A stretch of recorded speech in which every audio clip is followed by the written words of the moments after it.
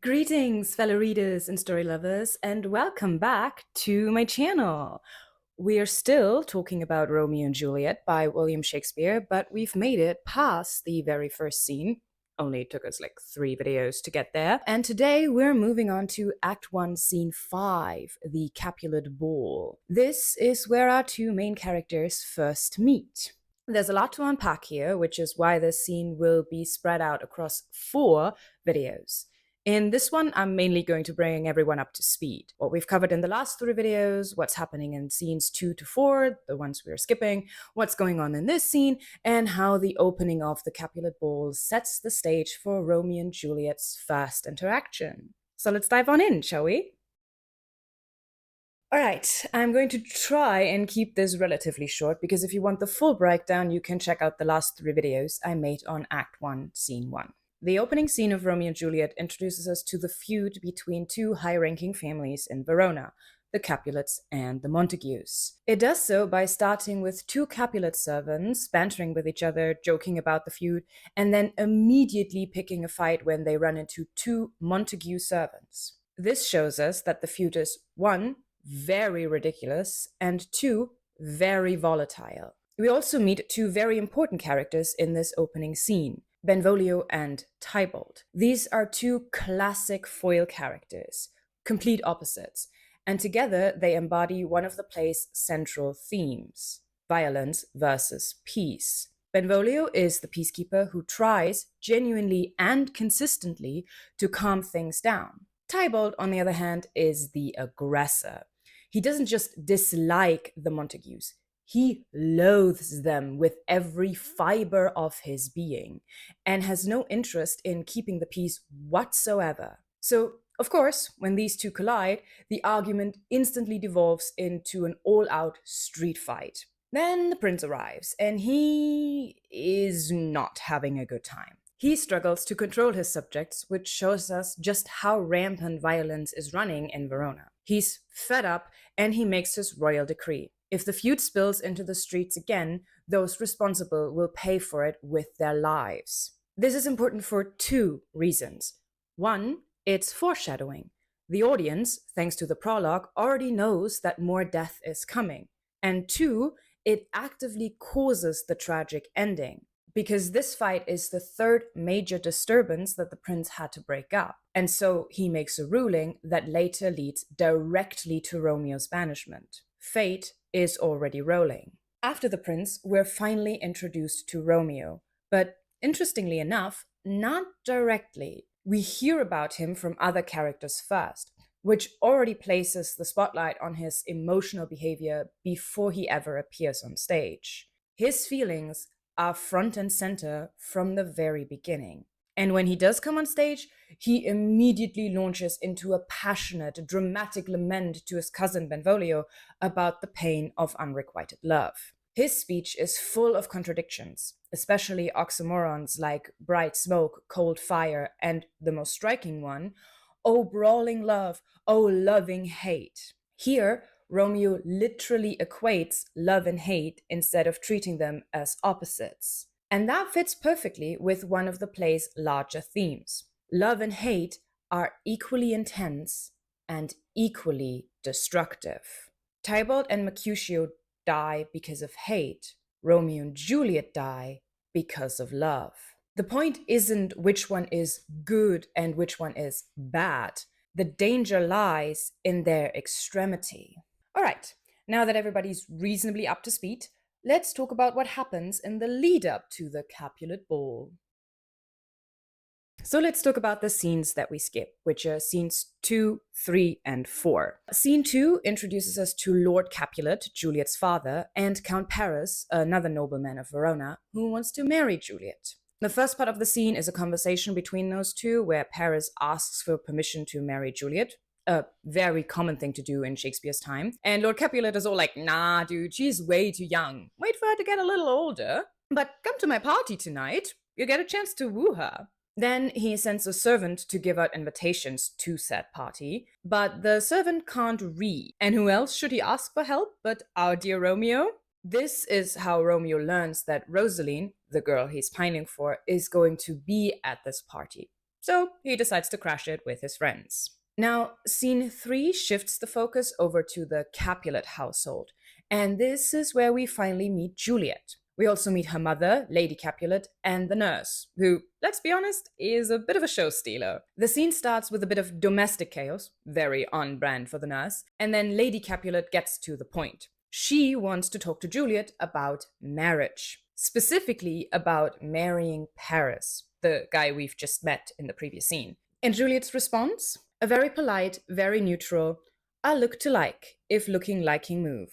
Which basically means, I don't really care, but I'll check him out if it means that much to you. This tells us two important things. One, Juliet is obedient, sheltered, and still very young. At the start of the scene, Lady Capulet and the nurse talk about when exactly her 14th birthday is, so Juliet is still 13 here. And so she hasn't really thought about marriage in any meaningful way. And two, her family fully expects her to marry Paris, mainly because he's a man of high social rank in Verona. And as we all know, this is going to become complicated in a little bit. Scene 4 brings us back to Romeo and his friends, Benvolio and Mercutio, as they make their way to the Capulet Ball. This scene has a very funny and lively tone, mostly thanks to Mercutio. He gives his famous Queen Mab speech in this one, which I have analyzed in detail over on my Patreon account. Check out the different reward levels if you're interested in that. Romeo, on the other hand, dampens the mood a little bit. He says that he has a bad feeling about going to this party. His exact words are, some consequence yet hanging in the stars shall bitterly begin his fearful date. Basically, I have a feeling something terrible is going to happen if I go to this party. Why on earth he still decides to go, I couldn't tell you. He really should have listened to his gut here because, well, he's not wrong, is he? And with that, we've made it all the way to Act 1, Scene 5. Let's sum that one up too, shall we? The scene begins in the great hall of the Capulet mansion, with servants frantically running in and out to make some last-minute preparations. I'm not mentioning this for the sake of it, by the way. I do intend to talk about this in the analysis later on. Then, Lord Capulet waltzes in, greets his guests, and encourages them to dance. This is where Romeo first lays eyes on Juliet, and instantly forgets all about his crush on Rosaline. He even says, "Did my heart love till now?" Meaning, even he doesn't think he ever truly loved Rosaline now that he's seen Juliet. I don't think the poor girl gets a single mention in the entire rest of the play. Although, I say poor here, but honestly, she's the lucky one. She survives. Now, while Romeo's falling head over heels in love with Juliet over there, Tybalt recognizes Romeo by the sound of his voice and immediately starts seething with rage at his near presence. So, of course, he sends a servant for his sword, fully intending to kill Romeo for showing up uninvited. Well, for showing up uninvited and for being a Montague. In Tybalt's eyes, the far greater offense. Fortunately, Lord Capulet steps in and basically tells his nephew, "Calm down, Tybalt. As long as that Montague boy is behaving like a gentleman, don't you dare cause a scene at my party." I mean, murdering a guest in front of every important person in Verona would be quite the social faux pas, let's be honest here. At first, Tybalt refuses to back down, leading to a heated argument between him and his uncle. Eventually, he does let it go, but not before swearing revenge. "I will withdraw, but this intrusion shall, now seeming sweet, convert to bitterest gall." That's line 90 to 91.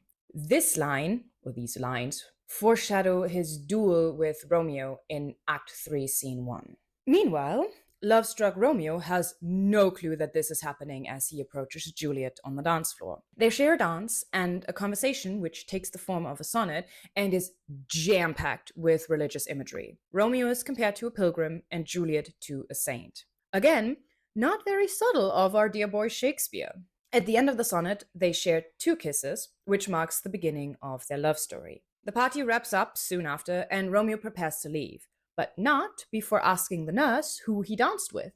Did I mention this was a masked ball? Romeo and his friends are definitely wearing masks because they are uninvited and they basically crash the party. In a lot of productions, this is taken to mean that this is like an entire masked ball, but textual evidence is Romeo is for certain wearing a mask, and Juliet may or may not. This kind of like explains why they don't recognize each other, particularly why Juliet doesn't recognize Romeo. Also, masks are something that Shakespeare uses quite often in his plays. We will come back to that when I talk about Much Ado About Nothing in the distant future. Anyway, the nurse tells him that Juliet's a Capulet. Oh no, what terrible news! Likewise, Juliet asks the nurse who she danced with and is equally distraught when she hears that Romeo is a Montague. Actually, she despairs more than Romeo, in this scene at least. Anyways, almost right from the start, our two lovebirds know that their love is pretty much doomed. All right, now that everyone knows what's what, let's tackle that first bit of analysis, shall we? So, like I said in the summary, the scene opens with 4 serving men rushing in and out of the Great Hall, shouting instructions at each other and trying to get everything ready before the party kicks off. This immediately creates a sense of liveliness and festivity. The Capulet Ball isn't just a casual get-together, it's a major social event, and Shakespeare makes sure we feel that energy right from the start. The constant movement also adds a layer of realism. It makes the world feel lived in. And the noise and chaos force the audience to really lean in and pay attention to what's happening on stage. This is the kind of scene where subtitles come in really handy. Everyone that watches Shakespeare with me is always grateful I insist on having them on, which is not just a Shakespeare thing. I generally watch things with subtitles. This opening also subtly reinforces the social hierarchy of Verona. The servants work the ball. They don't attend it. As soon as the festivities begin, they slip backstage. It's a reminder of the rigid social structures that govern this world. And while Romeo and Juliet are from the same social class, their love and relationship still pushes against those norms. Something this opening very quietly sets up. And then there's the tonal contrast, which Shakespeare uses really effectively here. The scene starts off noisy and almost overwhelmingly chaotic, and then it segues into a quiet and romantic moment between Romeo and Juliet. That shift from chaos to stillness makes their meeting feel even more significant and reinforces the idea that their love is an escape from the chaos around them. So there you have it, folks. The opening may be short, only 14 lines until the guests come on stage and the party begins in earnest, but it does some really heavy lifting. It sets the stage, both literally and thematically, for what's about to come. And that's it. That's all I have for today's video. It feels a bit redundant to summarize when all I've been doing in this video is summarize, but here we go anyways. The first act serves as an introduction to the entire play. We meet the characters, establish the world, and get introduced to the upcoming conflict. In Romeo and Juliet, we learn that Verona is a city governed by violence and that there's an ongoing feud between the Capulets and the Montagues. Hatred and animosity run so deep that it doesn't take much for things to escalate between the two families. We learn that Romeo and Juliet's love is going to be a problem. First, because of the feud between their families, and second, because Juliet's already being lined up to marry Paris, whom she doesn't particularly care about. And we learn that fate plays an important role in this play. The prologue literally lays the ending out for us before the play's even begun, and Romeo's premonition in scene 4 adds another layer of foreshadowing when he says he has a bad feeling about going to the Capulet party. Scene 5 opens with the hectic comings and goings of the servants, which creates a lively atmosphere and sets the stage for Romeo and Juliet's first meeting in just a moment. And this is where I leave you. Probably going to be a bit of a shorter video than the others, but not to worry. Next week I'll be back with some meaty stuff. Tybalt's reaction to Romeo and the argument he has with Lord Capulet because of it. Until then, this is me, signing off. The scene starts with a banishment. Too many similar sounding syllables in a row. Just how rampant violence is running in Verona. There's a full stop there. Take number 3. And then there's the tonal contrast? What was I trying to say here? Thanks everyone for watching. If you enjoyed this video, please make sure to like, share, and comment down below. And don't forget to hit subscribe if you don't want to miss any of my future videos. I also have a Patreon that you can subscribe to, starting at as little as $2 a month, which gives you early access to any of my videos. Higher tiers include access to exclusive Patreon-only content and the chance to suggest books, plays, or poems for any future analysis. For now, that is it from me, and I'll see you next time.